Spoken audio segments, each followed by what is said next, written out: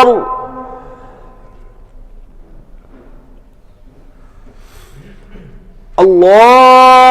الله أكبر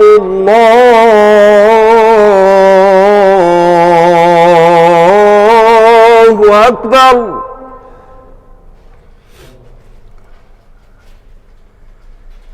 أشهد أن لا إله إلا الله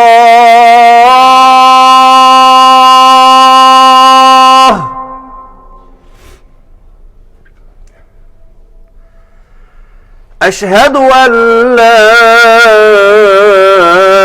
إله إلا الله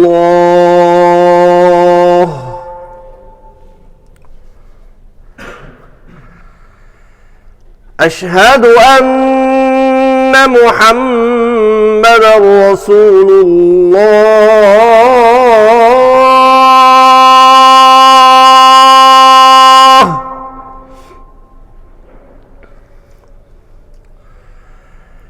أشهد أن محمدًا رسول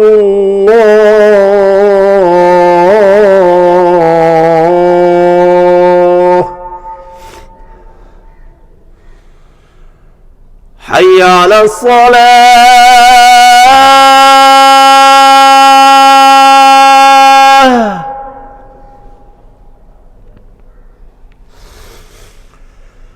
حي على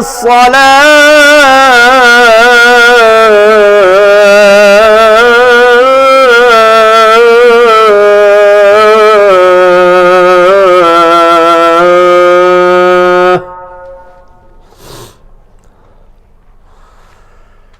حي على الفلاح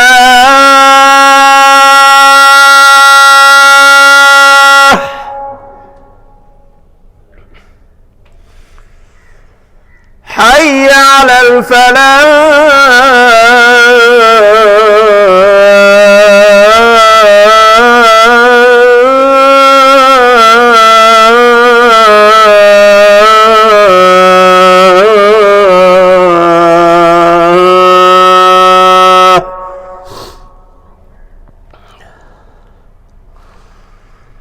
الله أكبر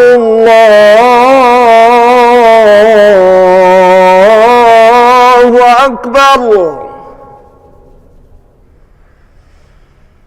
لا إله إلا الله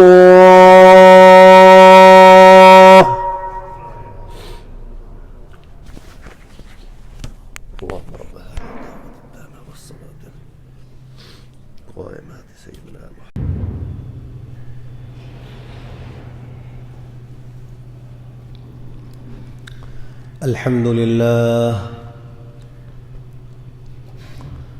الحمد لله نحمده ونستعينه ونستغفره ونؤمن به ونتوكل عليه ونعوذ بالله من شرور أنفسنا ومن سيئات أعمالنا من يهده الله فلا مضل له ومن يضلله فلا هادي له ونشهد أن لا إله إلا الله وحده لا شريك له ونشهد أن سيدنا وحبيبنا ومولانا محمدًا عبده ورسوله صلى الله تعالى عليه وعلى آله وصحبه وأزواجه وذريته وبارك وسلم تسليما كثيرا أما بعد فأعوذ بالله من الشيطان الرجيم بسم الله الرحمن الرحيم والعصر إن الإنسان لفي خسر إلا الذين آمنوا وعملوا الصالحات وتواصوا بالحق وتواصوا بالصبر. وقال تعالى: والذين كفروا لهم نار جهنم لا يقضى عليهم فيموتوا ولا يخفف عنهم من عذابها كذلك نجزي كل كفور. وهم يصطرخون فيها ربنا أخرجنا نعمل صالحا غير الذي كنا نعمل أولم نعمركم ما يتذكر فيه من تذكر وجاءكم النذير فذوقوا فما للظالمين من نصير. وقال رسول الله صلى الله عليه وسلم: نعمتان مغبون فيهما كثير من الناس الصحة والفراغ. وقال رسول الله صلى الله عليه وسلم: من حسن إسلام المرء تركه ما لا يعنيه. وقال رسول الله صلى الله عليه وسلم: اغتنم خمسا قبل خمس: شبابك قبل هرمك، وصحتك قبل سقمك، وغناك قبل فقرك، وفراغك قبل شغلك، وحياتك قبل موتك. صدق الله مولانا العظيم وصدق رسوله النبي الكريم، ونحن على ذلك من الشاهدين والشاكرين، والحمد للہ رب العالمین۔ بزرگان محترم اور برادران عزیز، اللہ سبحانہ و تعالیٰ نے انسانوں کو جو نعمتیں عطا فرمائی ہیں، ان میں ایک بہت بڑی اور عظیم نعمت وہ وقت ہے جو اللہ نے انسان کو عطا فرمایا ہے۔ اور اس وقت کے عظیم اور بہت بڑی نعمت ہونے کے لیے یہ بات بھی ایک دلیل ہے کہ دنیا کی کامیابی ہو یا آخرت کی کامیابی ہو، اس کا مدار اس وقت کو صحیح استعمال کرنے پر ہے۔ اسی طرح دنیا اور آخرت کی ناکامی کا سبب بھی وقت کا غلط استعمال ہے۔ جو شخص اپنے اوقات کو مرتب کرے اور ان کو صحیح استعمال کرے اور ان کو ضائع کرنے سے بچے، تو ایسا شخص دنیا میں بھی کامیاب ہوتا ہے اور آخرت کے اعتبار سے بھی کامیاب ہوتا ہے۔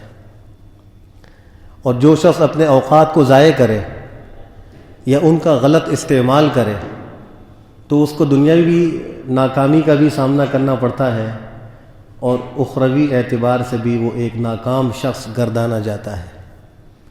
اس لیے ضرورت اس بات کی ہے کہ ہم اپنے اس وقت کو پہچانیں، اس کی قدر کریں اور اس کو صحیح استعمال کریں۔ حدیث شریف میں آتا ہے، سرکار دو عالم صلی اللہ علیہ وسلم نے ارشاد فرمایا کہ انسان کے دونوں قدم قیامت کے دن پروردگار عالم کے سامنے سے ہٹیں گے نہیں جب تک وہ 4 چیزوں کا جواب نہ دے دے۔ اس سے 4 چیزوں کے بارے میں سوال کیا جائے گا، جب تک ان کا جواب نہ دے تو اس کے قدم پروردگار عالم کے سامنے سے ہٹیں گے نہیں، وہ کھڑا رہے گا۔ فرمایا اس میں پہلا سوال ہوگا عن عمرہ فیما افنا، عمر کے بارے میں سوال ہوگا، زندگی کے بارے میں سوال ہوگا کہ زندگی کہاں گزاری، کہاں ختم کی، اس زندگی کو کہاں لگایا، اچھے میں لگایا یا برے میں لگایا، اس کا جواب دینا ہوگا۔ دوسرا سوال ہوگا عن شبابہ فیما ابلا، اپنی جوانی کو کہاں لگایا، کہاں خرچ کیا۔ جوانی صحت و قوت کا زمانہ ہوتا ہے، اس کو کیسے استعمال کیا، اس کا جواب ہر انسان کو دینا ہوگا۔ اور تیسرا سوال یہ ہوگا عن مالہ من این اکتسب وفیما انفق۔ مال کے بارے میں دو چیزیں پوچھی جائیں گی، کہاں سے کمایا اور کہاں خرچ کیا، حلال ذرائع سے کمایا یا حرام سے، اور صحیح جگہ خرچ کیا یا اللہ کی نافرمانیوں میں خرچ کیا، اس کا جواب دینا ہوگا۔ انسان سمجھتا ہے کہ مجھے قوت حاصل ہے، میرے پاس وقت ہے، میرے پاس مال ہے اور میں آزاد ہوں، جیسے چاہوں خرچ کروں، جیسے چاہوں زندگی گزاروں۔ یہ اس کا غلط خیال ہے، وہ غلط فہمی کا شکار ہے۔ آنکھ بند ہوتے ہی پتہ چل جائے گا کہ اس کا خیال کتنا غلط اور لغو اور بیکار تھا، لیکن اس وقت انسان کے پاس مافات کی تلافی کی کوئی صورت نہیں ہوگی۔ اللہ ہم سب کی حفاظت فرمائے، اللہ ہم سب کو جیتے جی صحیح سمجھ عطا فرما دے۔ اور چوتھا سوال ہوگا عن علمہ ماذا عمل بہ، علم پر کتنا عمل کیا۔ علم کے بارے میں بھی سوال ہوگا۔ اگر انسان ایک چیز کو جانتا ہے اور اس پر عمل نہیں کرتا تو اس کو جواب دینا ہوگا۔ مسلمان جانتا ہے کہ سود حرام ہے، اس کو علم ہے، اگر وہ سودی کاروبار کر رہا ہے تو اس کو جواب دینا پڑے گا کہ اس علم پر کیا عمل کیا۔ اگر مسلمان کو یہ علم ہے کہ 5 وقت کی نماز فرض ہے اور مردوں کو حکم یہ ہے کہ وہ مسجدوں میں باجماعت آ کر نماز ادا کرے، کل قیامت میں اس کا جواب دینا ہوگا کہ اس علم پر کتنا عمل کیا۔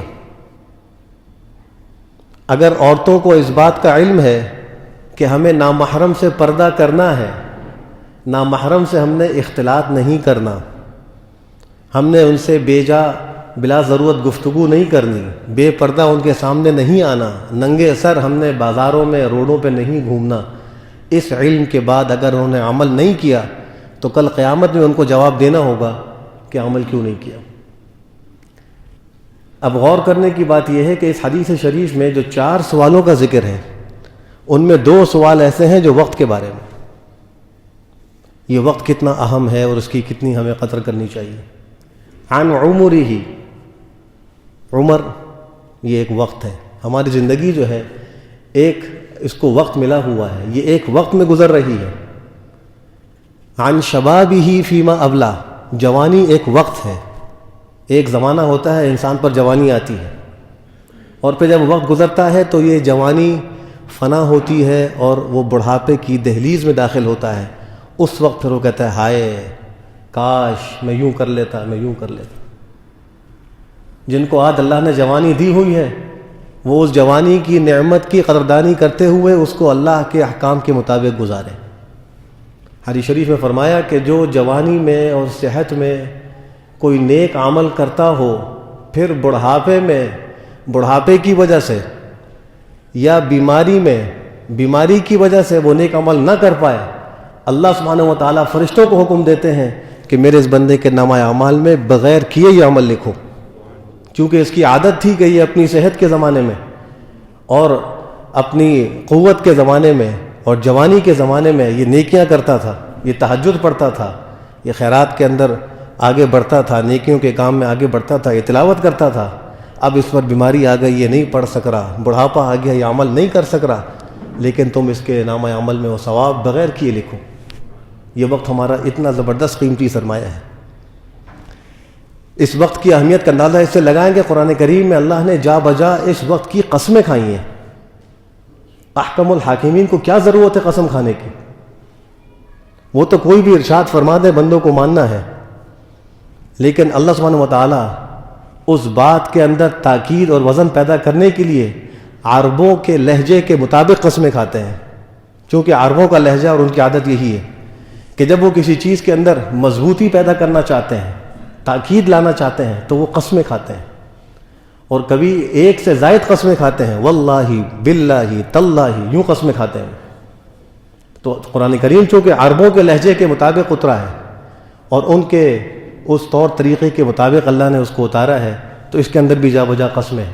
کہیں اللہ فرماتے ہیں واللیل اذا عسعس والصبح اذا تنفس رات کی قسم کھا رہے ہیں، رات ایک وقت ہے، اللہ صبح کی قسم کھا رہے ہیں، والشمس وضحاها، اللہ جو ہے چاش کے وقت کی قسم کھا رہے ہیں، اور جو میں نے سورت تلاوت کی سورہ عصر، والعصر میں اللہ پورے زمانے کی قسم کھا رہے ہیں، اور زمانہ جو ہے وہ سارے اوقات کو شامل ہوتا ہے، زمانے میں رات بھی ہے اور دن بھی ہے اور چاش کا وقت بھی ہے، یہ سب زمانے کے ساتھ جڑے ہوئے ہیں۔ اللہ اس پورے زمانے کی قسم کھا کر فرماتے ہیں ان الانسان لفی خسر، بے شک سارے کے سارے انسان خسارے میں ہیں۔ لیکن جن لوگوں نے اپنے اوقات کو قیمتی بنایا اور ضائع ہونے سے بچایا، اللہ ان کا استثناء فرما رہے ہیں الا الذین آمنوا، اہل ایمان نے اپنے وقت کو بچایا۔ پھر ایمان پر اکتفا نہیں کیا، وعملوا الصالحات، نیک عمل بھی کیے، اور پھر اس فائدے کو اپنی ذات کی حد تک نہیں رکھا، بلکہ وتواصوا بالحق، ایک دوسرے کو حق کی وصیت بھی کرتے رہے، سمجھاتے بھی رہے، یہ اچھا ہے، یہ برا ہے، یہ کرو اور یہ نہ کرو۔ وتواصوا بالصبر، اور ایک دوسرے کو صبر کی وصیت بھی کرتے رہے۔ تو یہ لوگ وہ ہیں جنہوں نے اپنے اوقات کو صحیح جگہ صرف کیا، اس کی قدردانی کی۔ اللہ فرما رہے ہیں کہ یہ خسارے میں نہیں ہے، ان کے علاوہ جتنے لوگ ہیں سب خسارے میں۔ ایک حدیث شریف میں جو خطبے میں نے ابھی تلاوت کی ہے، سرکار دو عالم خاتم النبیین صلی اللہ علیہ وسلم ارشاد فرما رہے ہیں من حسن اسلام المرء ترکہ ما لا یعنی، انسان کے اسلام کی خوبیوں میں سے خوبی یہ ہے کہ وہ لا یعنی کو ترک کر دے، فضولیات کو ترک کر دے۔ آج ہم کتنے بول فضول بولتے ہیں، کتنے کام ہم لا یعنی کرتے ہیں، اور کتنی حرکات و سکنات ہماری بے فائدہ ہوتی ہیں۔ لا یعنی کیا چیز ہے؟ لا یعنی وہ چیز ہے کہ جس کے کرنے سے نہ دنیا کا فائدہ ہو، نہ دین کا فائدہ ہو، نہ آخرت کا فائدہ ہو، وہ لا یعنی ہے۔ اگر ایک شخص مزدوری کر رہا ہے، دیوار کی چنائی کر رہا ہے، تو وہ لا یعنی کام نہیں کر رہا، اس لیے کہ اس کو اس کام کا دنیاوی نفع ہوگا، اس کو پیسے ملیں گے۔ ایک شخص ملازمت کر رہا ہے، صبح جاتا ہے آفس میں اور جا کر کام کرتا ہے اور شام کو آتا ہے، وہ اپنے اس وقت کو لا یعنی خرچ نہیں کر رہا، اس لیے کہ اس کو دنیا کا فائدہ ہوگا۔ ایک شخص نماز پڑھ رہا ہے، کوئی تلاوت کر رہا ہے، کوئی صدقہ اور خیرات کر رہا ہے، اور کوئی کسی کی مدد کر رہا ہے، تو یہ سارے وہ کام ہیں جو اس کو آخرت کے اعتبار سے بھی فائدہ دیں گے اور دنیا کے اعتبار سے بھی فائدہ دیں گے۔ لا یعنی وہ ہے کہ جس سے نہ دنیا کا فائدہ نہ دین کا فائدہ۔ ہر شخص اپنے گریبان میں جھانک کر دیکھ لے کہ وہ 24 گھنٹے میں کتنے کام ایسے کر رہا ہے جس سے اس کو نہ دنیا کا فائدہ ہو رہا ہے نہ آخرت کا فائدہ ہو رہا ہے، وہ لا یعنی کر رہا ہے۔ اور حدیث شریف کی روح سے یہ ہمارے اسلام کی خوبی نہیں ہے۔ ہمارے اسلام کی خوبی یہ ہے کہ ہم لا یعنی کو بالکل چھوڑ دیں۔ اگر غلطیاں ہو گئی ہیں توبہ اور استغفار کر لیں۔ ایک بزرگ نے ایک شخص کو دیکھا کہ وہ راستے سے گزر رہا تھا اور اس کے پاس برف تھی، وہ بیچ رہا تھا، اور وہ ایک عجیب آواز لگا رہا تھا، کہہ رہا تھا کہ اے لوگو مجھ پر رحم کرو، میرے پاس ایک ایسا سرمایہ ہے جو آہستہ آہستہ پگھل جاتا ہے، جلدی سے مجھ سے خرید لو تاکہ مجھے کچھ پیسے مل جائیں۔ وہ بزرگ کہتے ہیں کہ مجھے اس شخص کی اس بات سے بڑی عبرت ہوئی، جیسے اس آدمی کے پاس وہ سرمایہ برف آہستہ آہستہ پگھل رہا ہے، ہمارے پاس بھی سرمایہ زندگی اور وقت کا ہے، یہ آہستہ آہستہ پگھل رہا ہے۔ اس پگھلتے ہوئے وقت کو ہم قیمتی بنا لیں۔ کسی نے کیا خوب کہا کہ الوقت اثمن من الذهب، یہ جو وقت ہے یہ سونے سے، گولڈ سے زیادہ قیمتی ہے اگر صحیح جگہ خرچ ہو جائے، ورنہ یہی وقت ہے جو ہمارے لیے پکڑ کا بھی باعث ہوگا۔ یہی وقت ہے غلط استعمال کرنے کی صورت میں جواب دہی کا سامنا کرنا پڑے گا۔ شاعر نے کیا خوب کہا ہے، ہو رہی ہے عمر مثل برف کم، چپ کے رفتہ رفتہ دم بدم۔ انسان کی عمر ایسی کم ہو رہی، آہستہ آہستہ کم ہو رہی۔ ایک سانس جو ہم لیتے ہیں اور ایک ہم خارج کرتے ہیں، یہ ہماری زندگی سے کم ہو رہا ہے، یہ ہمارا وقت پگھل رہا ہے۔ ایک حدیث میں آپ نے فرمایا اغتنم خمسا قبل خمس، 5 چیزوں کو 5 چیزوں سے پہلے غنیمت جان لو، یعنی ان کی قدردانی کر لو اور ان کو صحیح استعمال کر لو۔ سب سے پہلی چیز فرمائی شبابک قبل حرمک، اپنی جوانی کو اپنے بڑھاپے سے پہلے غنیمت جانو، جوانی ہمیشہ نہیں رہے گی۔ جوانی کے بعد یا بڑھاپا ہے یا موت ہے۔ کتنے لوگ ہیں جوانی ہی میں مر جاتے ہیں، کتنے ایسے ہیں کہ جوانی کے بعد بڑھاپے کو پہنچ کے مر جاتے ہیں، لیکن آخر کار مرنا سبھی کو ہے۔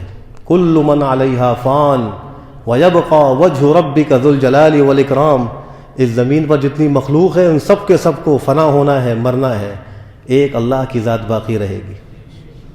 کل شیء ہالک الا وجہ، ہر چیز ہلاک ہونے والی ہے سوائے اللہ کی ذات کے، کہ اس کو فنا نہیں ہے، اس کو بقا ہے، دوام ہے، باقی ہر چیز کو فنا ہے۔ تو فرمایا کہ اپنی جوانی کو اپنے بڑھاپے سے پہلے غنیمت جانو۔ دوسری چیز فرمائی صحتک قبل سقمک، اپنی صحت و تندرستی کو بیماری سے پہلے غنیمت جانو۔ انسان کو صحت ملی ہوتی ہے، وہ بغاوت پر آمادہ ہوتا ہے اور وہ سمجھتا ہے کہ میں ہمیشہ صحت مند رہوں گا۔ یہ اس کا خیال فاسد ہے، غلط خیال ہے، اس لیے کہ صحت کو بھی زوال ہے اور ایک وقت کے بعد یہ صحت ختم ہو جائے گی۔ کامیاب ہے وہ شخص جو اس صحت کو صحیح جگہ صرف کر لے اور اس سے فائدہ اٹھا لے، تو یہ اس کے لیے بہترین سرمایہ بن جائے گا۔ تو فرمایا کہ اپنی صحت کو غنیمت جانو بیماری سے پہلے۔ بیماری میں پھر حسرت نہیں کرنی پڑے گی، بیماری میں افسوس نہیں کرنا پڑے گا۔ اور تیسری چیز فرمائی غنا کا قبل فقرک، اپنی مالداری کو اپنے فقر سے پہلے غنیمت جانو۔ انسان کو اللہ مال دیتے ہیں تو وہ گھمنڈ میں مبتلا ہو جاتا ہے، غرور میں آ جاتا ہے اور وہ کہتا ہے کہ یہ مال ہمیشہ میرے پاس رہے گا، حالانکہ یہ مال تو آنی اور جانے والی چیز ہے۔ ہم کتنے لوگوں کو دیکھتے ہیں کہ ایک زمانے میں وہ امیر ہوتے ہیں، مالدار ہوتے ہیں، دوسرے زمانے میں وہی فقیر ہوتے ہیں۔ کتنے ہی لوگ ایسے ہیں کہ صبح کو ان کے پاس کچھ نہیں ہوتا اور شام کو ان کے پاس بہت کچھ ہوتا ہے۔ تو یہ مال بھی کوئی وفا کی چیز نہیں ہے۔ فرمایا کہ اپنی مالداری کو اپنے فقر سے پہلے غنیمت جانو، اس مال سے فائدہ اٹھا لو، اس مال کے حقوق کو ادا کر لو، تاکہ کل اللہ کے ہاں تمہیں مواخذے کا سامنا نہ کرنا پڑے۔ اور چوتھی چیز فرمائی فراغ کا قبل شغلک، اپنی فراغت کو، اپنے خالی وقت کو اپنی مشغولی سے پہلے غنیمت جان لو۔ اگر آج تمہیں فرصت ہے کچھ کام کرنے کی تو ہو سکتا ہے ایک وقت آئے یہ فرصت نہ رہے، اور یہ آئے دن ہمارے سامنے ہو رہا ہوتا ہے کہ ہم فرصت کا وقت ضائع کر دیتے ہیں، پھر مشغولیت ایسی آتی ہے کہ چاہتے ہوئے بھی ہم کوئی نیکی نہیں کر پاتے اور اس وقت کہتے ہیں کہ فرصت ہی نہیں ہے۔ تو حدیث میں سرکار دو عالم صلی اللہ علیہ وسلم ارشاد فرما رہے ہیں کہ اپنی اس فراغت کو اور اپنے اس فرصت کے زمانے کو مشغولیت سے پہلے غنیمت جان لو۔ اور آخری بات فرمائی کہ اپنی زندگی کو اپنی موت سے پہلے غنیمت جان لو، اس لیے کہ زندگی بھی عارضی ہے، ایک وقت کے بعد اس نے ختم ہونا ہے۔ خطبے کے اندر جو میں نے پہلی حدیث تلاوت کی تھی، نعمتان مغبون فیہما کثیر من الناس، بخاری شریف کی روایت، اور امام بخاری رحمہ اللہ نے کتاب الرقاق اپنی ایک صحیح کے اندر باب قائم فرمایا ہے، اور اس کی پہلی حدیث یہی ہے۔ اشارہ اس بات کی طرف ہے کہ دلوں کو نرم کرنے والی احادیث کی بنیاد اور جڑ یہی حدیث ہے۔ اگر کوئی شخص اس کے مضمون پر غور کرے اور فکر کرے تو ضرور اس کا دل نرم ہوگا، اس پہ رقت طاری ہوگی اور اس کو عبرت حاصل ہوگی۔ نعمتان مغبون فیہما کثیر من الناس، دو نعمتیں ایسی ہیں کہ ان کے اندر بہت سے لوگ دھوکے میں پڑے ہوئے ہیں۔ اللہ کی دو بڑی بڑی نعمتیں ہیں، لوگ سمجھتے ہیں کہ ہمیں یہ حاصل ہے اور ہم سے کبھی ضائع نہیں ہوں گی اور ہم سے کبھی یہ فوت نہیں ہوں گی۔ اللہ کے نبی فرما رہے ہیں کہ وہ دھوکے میں پڑے ہوئے ہیں۔ الصحت والفراغ، ایک نعمت صحت ہے اور ایک فرصت ہے۔ صحت اور فرصت دو نعمتیں ایسی ہیں، لوگوں کو اس میں دھوکہ ہو گیا ہے اور وہ اس سے فائدہ نہیں اٹھاتے۔ آج جوانوں کو بھی اس بات کی ضرورت ہے کہ وہ اپنی جوانی اور فرصت کو، اپنی صحت کو صحیح استعمال کریں، اور جن لوگوں کے پاس اوقات فارغ ہیں ان کو بھی ضرورت ہے اس بات کی کہ وہ ان کی فکر کر لیں، اور جن جن کو حیات ملی ہوئی ہے اس میں ہم سب شامل ہیں۔ ہم سب کو چاہیے کہ ہم اس حیات کی قدر کریں اور موت سے پہلے پہلے اللہ کے سامنے پیشی کی کچھ تیاری کر لیں۔ اس وقت کی عظمت اور قدر کا اندازہ اس سے لگائیں کہ اللہ سبحانہ و تعالیٰ نے کتنی ہی عبادات ہیں کہ ان کو وقت کے ساتھ جوڑا ہے. یہ وقت کی اہمیت ہے. نماز وقت کے ساتھ جڑی ہوئی ہے. ان الصلاۃ کانت علی المؤمنین کتابا موقوتا. نماز مومنوں پر ایک مقررہ وقت میں فرض ہے. زوال سے پہلے کوئی چاہے 10 دفعہ ظہر کی نماز پڑھے اس کا ظہر ادا نہیں ہوگا. صبح صادق سے پہلے کوئی جتنی چاہے رکعتیں پڑھ لے اس کی نماز فجر ادا نہیں ہوگی. غروب آفتاب سے پہلے کوئی کتنی چاہے 3 رکعتیں مغرب کی نیت سے پڑھ لے اس کی مغرب ادا نہیں ہوگی. اللہ نے نماز کو بھی وقت کے ساتھ جوڑا ہے. روزے کو بھی وقت کے ساتھ جوڑا. اتم الصیام الی اللیل. رات تک روزوں کو پورا کرو, اپنے روزے کو مکمل کرو رات تک. روزہ شروع ہوتا ہے صبح صادق سے, یہ ایک وقت ہے, اور پورا ہوتا ہے غروب آفتاب پر, تو اللہ نے اس کے لیے خاص وقت رکھا ہے. اگر کوئی شخص غروب آفتاب سے لے کر صبح صادق تک بھوکا پیاسا رہے اور مفطرات ثلاثہ سے پرہیز کرے تو چاہے کتنی ہی وہ نیت کر لے اس کا روزہ ادا نہیں ہوگا, اس لیے کہ وہ اس کے وقت میں نہیں رکھ رہا. اس کا وقت ہے صبح صادق سے لے کر غروب آفتاب. زکوٰۃ کا ایک وقت ہے, اور وہ ہے کہ سال جب پورا ہو جائے تو اس کی فرضیت ہوتی ہے. اللہ نے اس کو وقت کے ساتھ جوڑا ہے. حج بھی ایک مخصوص وقت میں ادا کیا جاتا ہے. اس کے لیے جگہ بھی مخصوص ہے اور وقت بھی مخصوص ہے. 5 دن ہیں ان کے اندر حج ادا ہوگا. مقامات مقدسہ مکہ مکرمہ, منی, عرفات, مزدلفہ, ان مقامات ہی میں حج ادا ہوگا. اس کے علاوہ کوئی کہیں بھی طواف کرتا رہے, چکر لگاتا رہے اور وہ احرام باندھ کر گھومتا رہے اس کا حج ادا نہیں ہوگا. تو اس سے بھی ہمیں اندازہ ہوگا کہ یہ وقت کتنی قیمتی چیز ہے کہ اللہ نے عبادات کو اس کے ساتھ جوڑ دیا. آخری بات یہ عرض کرنی ہے کہ جیسے ہی شمسی نئے سال کا آغاز ہوتا ہے تو بہت سے لوگوں کو اہتمام بھی ہو جاتا ہے, اور پہلے سال کے ختم ہونے پر وہ کچھ افعال اختیار کرتے ہیں. اس حوالے سے کچھ گفتگو کرنی ہے. پہلی بات تو یہ ہے کہ شریعت کے اعتبار سے اور اسلام کے اعتبار سے سال کا آغاز محرم الحرام سے ہوتا ہے اور اس کا اختتام ذوالحجہ پر ہوتا ہے. یہ 12 مہینے اسلامی مہینے ہیں. اور شمسی اعتبار سے سال کا آغاز جنوری سے ہوتا ہے اور دسمبر پر پورا ہوتا ہے. بہت سے لوگ ایسے ہیں, ان میں بہت سے مسلمان بھی ایسے ہیں کہ وہ دسمبر کی 31 تاریخ کو جیسے ہی رات 12 بجتے ہیں تو وہ ایک خوشی کی تقریب قائم کرتے ہیں اور مختلف انداز سے خوشی کا اظہار کرتے ہیں کہ نیا سال شروع ہو گیا ہے, اور ایک دوسرے کو مبارکباد دیتے ہیں. جو لوگ موجود نہ ہوں ان کو مبارکباد کے میسج بھیجتے ہیں, کچھ کارڈ بھی بھیجتے ہیں. آج کل سوشل میڈیا کا دور ہے تو موبائل کے ذریعے سے پیغامات ارسال کیے جاتے ہیں. یاد رکھیے کہ شمسی تاریخ کے اس طرح 1 سال مکمل ہونے پر یہ جو کچھ کیا جا رہا ہے اس کا شریعت سے کوئی تعلق نہیں ہے. یہ غیروں کی رسمیں ہیں. حدیث شریف میں آپ نے فرمایا من تشبہ بقوم فہو منہم, جو کسی قوم کی مشابہت کرے گا وہ انہی میں سے ہوگا. اور جو کوئی ایسی تقریبات میں شریک ہوگا جو غیروں کی مشابہت میں قائم کی جائیں, آپ نے فرمایا من کثر سواد قوم فہو منہم, جو کسی قوم کی زینت کو بڑھائے گا وہ بھی انہی میں سے ہوگا. نیو ایئر نائٹ کے نام سے پارٹیز مقرر ہوتی ہیں, اس میں لوگ شریک ہوتے ہیں اور خوشی مناتے ہیں. کیا یہ خوشی کا وقت ہے؟ یہ جو سال پورا ہوا ہے یہ تو ایک فکر کا وقت ہے, ایک محاسبے کا وقت ہے کہ ہماری زندگیوں سے 1 سال کم ہو گیا اور ہم موت کے قریب ہو گئے. اگر کسی شخص کے لیے اللہ نے 70 سال کی عمر رکھی ہے اس دنیا میں رہنے کی, تو 1 سال پورا ہونے پر اس کی زندگی سے 1 سال کم ہو گیا اور وہ اس پہ خوش ہو رہا ہے, حالانکہ وہ موت کے قریب ہو رہا ہے, زندگی سے دور ہو رہا ہے. یہ وقت خوشی کا نہیں ہے, یہ فکر کا وقت ہے کہ جو سال گزرا ہم نے اس میں کیا کیا, ہم نے اس کو کارآمد بنایا یا ہم نے اس کو ضائع کیا. اگر کارآمد بنایا تو اللہ کا شکر ادا کیا جائے اور استقامت کے ساتھ اگلے سال کو اچھے طریقے سے گزارنے کا نظام الاوقات بنایا جائے.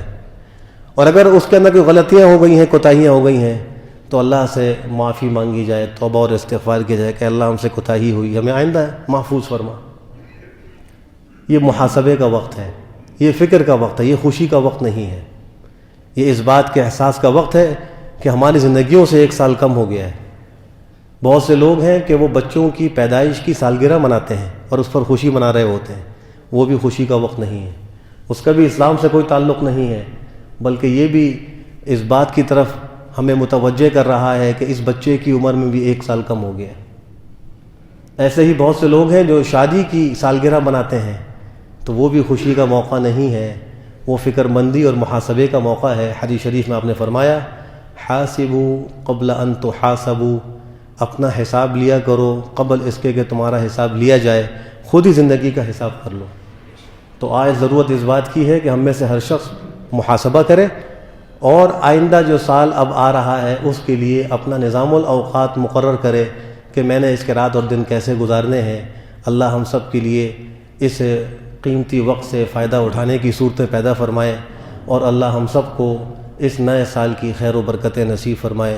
وآخر دعوانا ان الحمد للہ رب العالمین۔